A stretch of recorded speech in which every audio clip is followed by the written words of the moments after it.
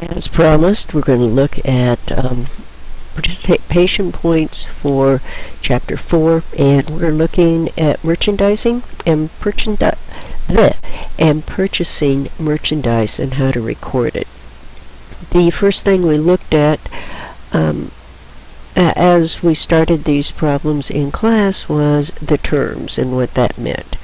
So terms here mean 1% discount within 10 days. The net of this invoice is due in 30 days. And this becomes very important because you can save the company a lot of money by taking the discounts. So how would I record this?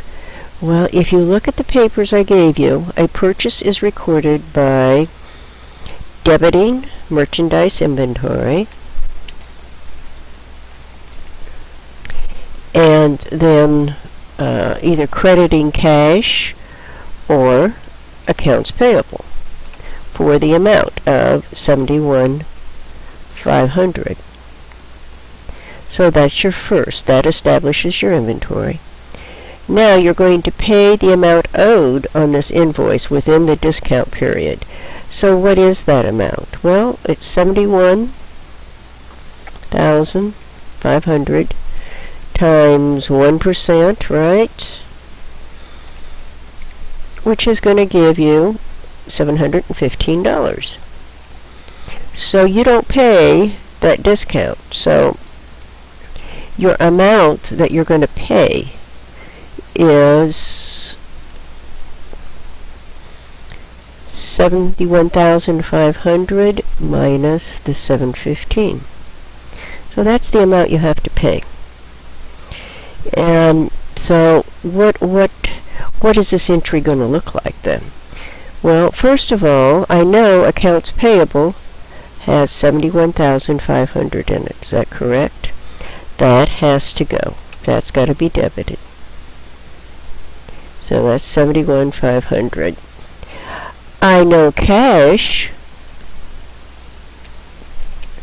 is going to be credited for $70,000 because $785, because that is what is left after the discount. Now you'll notice this does not balance. So what do we do with this $715? Well, in the situation like we're in, when we're using perpetual inventory, that $715 is removed from the inventory because the inventory is holding our cost, right? So every time I buy something for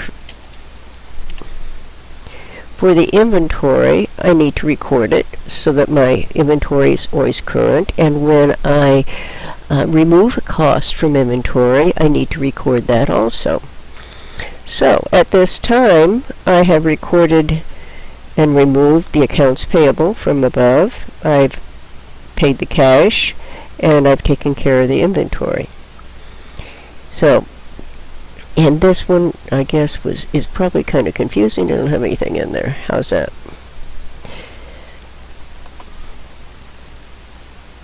So you purchase and you pay it within the inventory, or within the discount period. Then all of a sudden we discovered $13,500 of the inventory was bad, and we had to return it.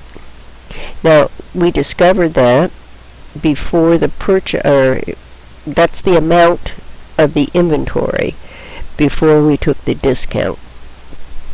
So now you have to say, well, I've already adjusted my inventory with the discount. So this $13,500 also has to be adjusted. So how much would that be? Well, that would be $135, right? Difference.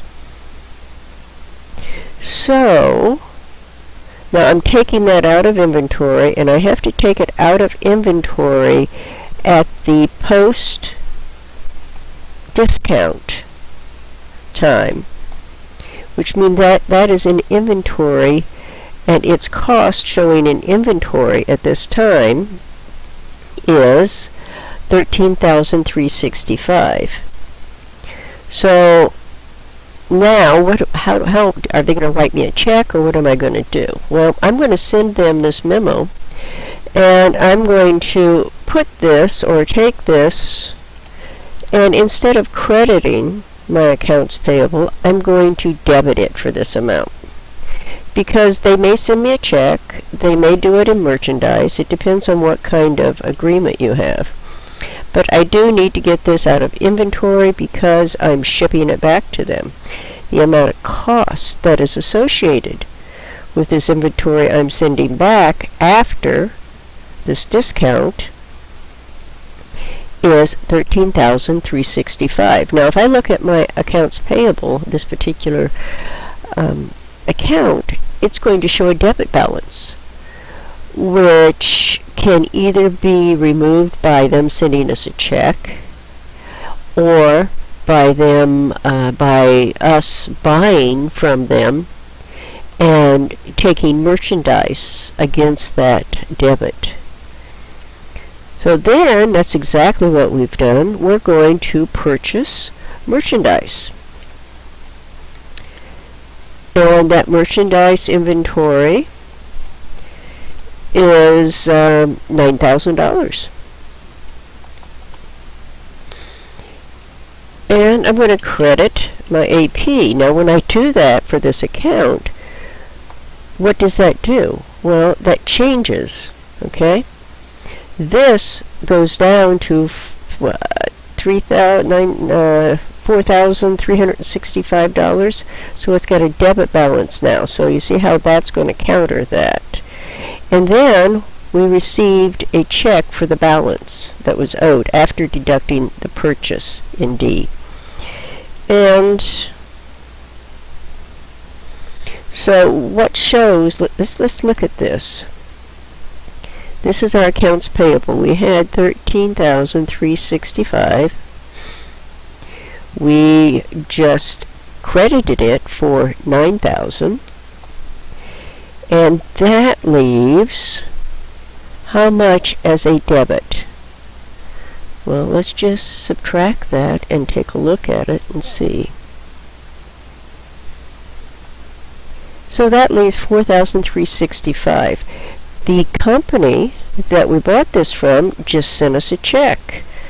So our cash for that amount, so our cash becomes $4,365, and we're going to credit accounts payable for $4,365 under that name. This needs to be moved over. Sorry about that. And once I do that, that brings this to a zero balance. So that is exercise 4-1. Now I'm going to record that, or stop this and upload it, and then I will continue with 4-2, 4-3, and 4-4. All right.